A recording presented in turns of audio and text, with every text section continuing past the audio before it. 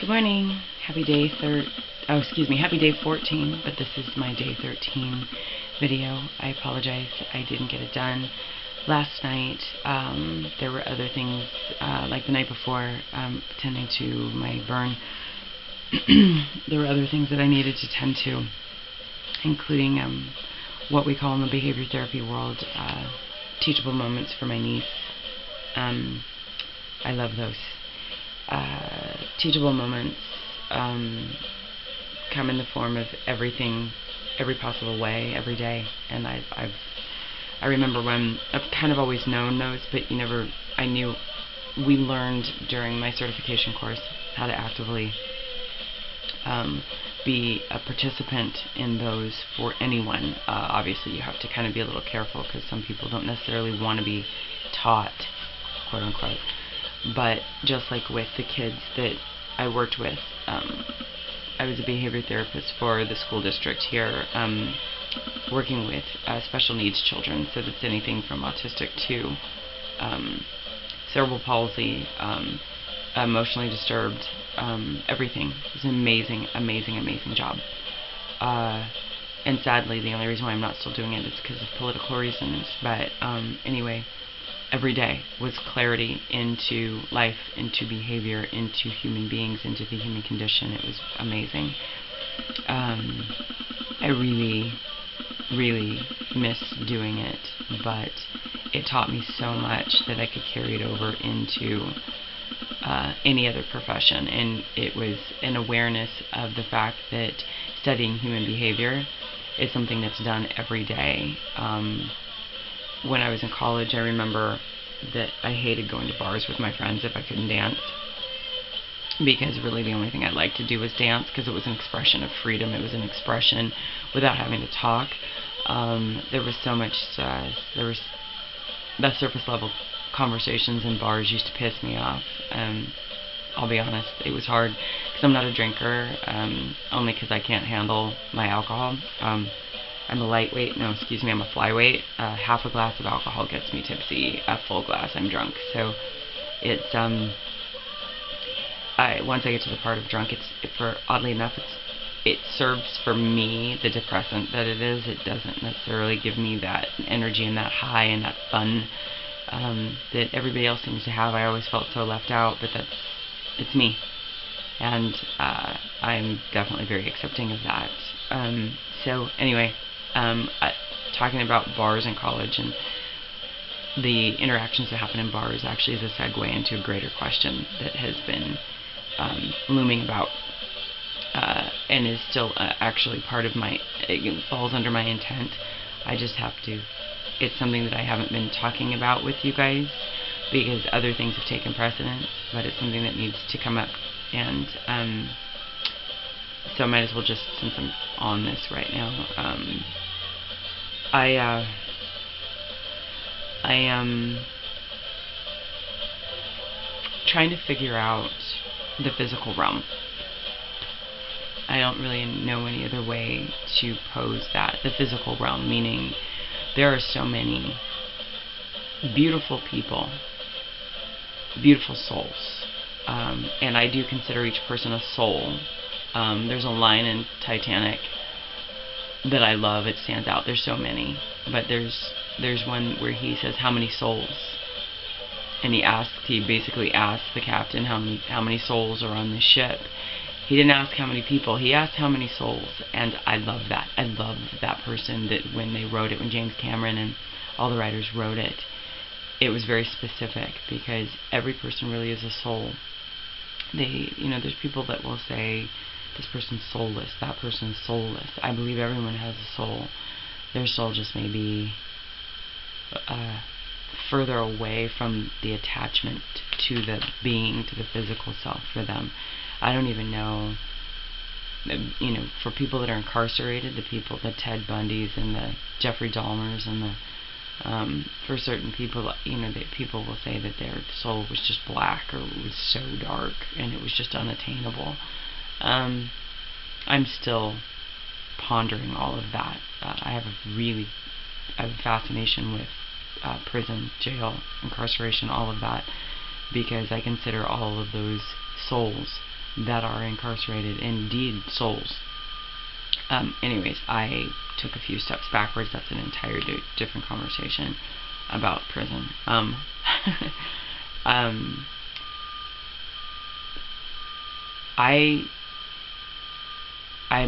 the physical self. Okay, so when I look at human beings, I look at the beauty that comes from within outward. There are clearly people that walk this earth that are so physically alluring, beautiful, attractive, and I do have to say that this group is most certainly part of that. And you know, even just those words coming out of my mouth feel shallow, and that's kind of where this is actually really convoluted, or there's so much in this little ball of what is the physical, what does it mean. I don't want to necessarily talk about what is beauty, because what is beautiful to me, to Julia, is everything. I find beauty literally in everything. So when I look at a person, I see so much more than what's on the external side of them. I can't escape what's there, the physicalness and what the eyes see and what it does to the rest of the senses. But I guess when it pertains to me, when that's being redirected back at me, it's part of the story. It's what I've been taught, and I do mean taught.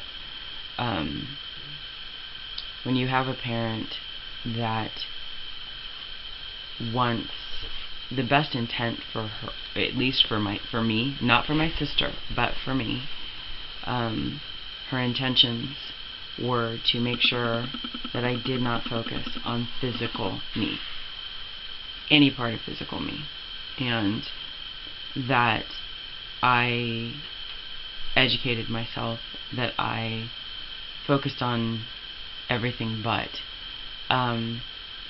Unfortunately, without giving me any kind of positive reinforcement about physical beauty, whether she wanted to come at it from a spiritual component or realistic component, idealistic, anything, whatever she wanted to do, none of that was applied. So my understanding of physical beauty is, for everybody else, it's crystal clear. For myself, it's not very clear. So past 3 days, I have worked with a chef who's kind of new on the scene. Very nice guy. He's been actively expressing what he thinks of physical Julia, because he doesn't know me at all. Now, is it possible that he sees more than that in me? It's possible, but it's not what he's talking about. It's not, every time I walk by, that's not what he's expressing. And before I continue speaking, I have to say that this is even hard for me to talk about, because it makes me sound, to me, this is the concern of vanity, and I don't like to talk about, I can talk about other people's beauty every day of the week. Can't talk about anything that's coming back at me. Also part of the intentions, having to rewrite all of this. And I sound serious compared to yesterday, where I was singing to you guys in the video. I'm still there. I just had the brand new heavies on in the video, or behind me. I love the brand new heavies, and it was the world keeps on spinning.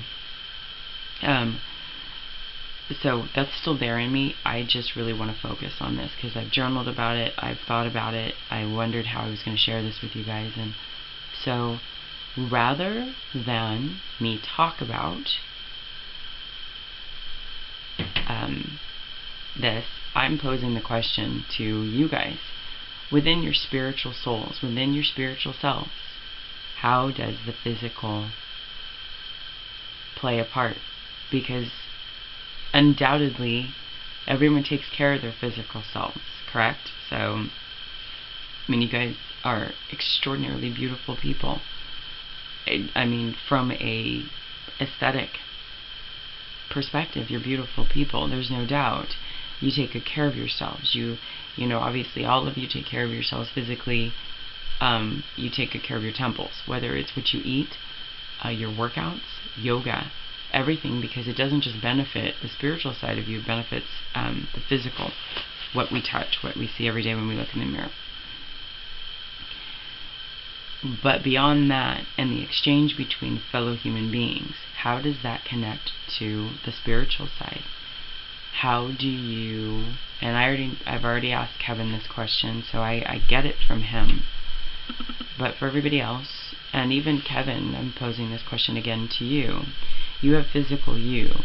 People approach you, all of you, guaranteed, from a perspective of, wow, you are beautiful. Wow, look at those eyes, those lips, that hair, body, the way you walk. You're just sexy, whatever. In my eyes, in my life, a lot of that stuff can be extraordinarily superficial. How does that come? How does that play out? How is that part of this growth, this process?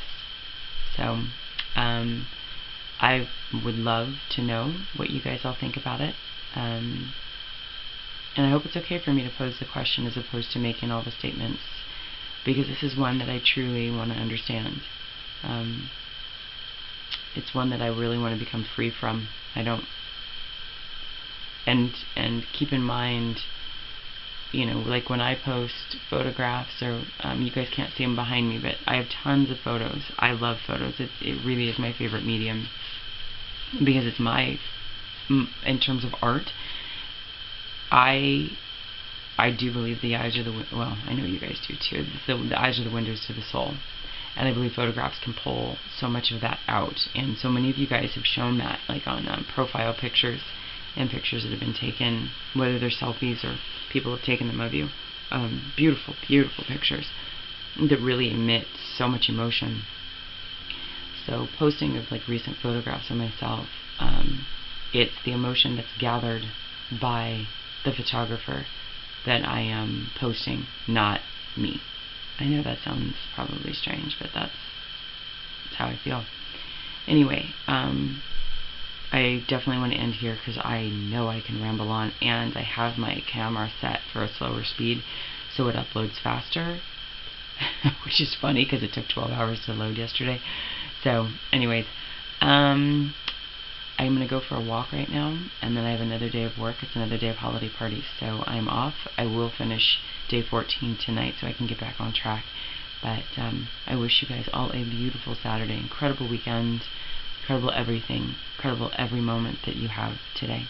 And take care.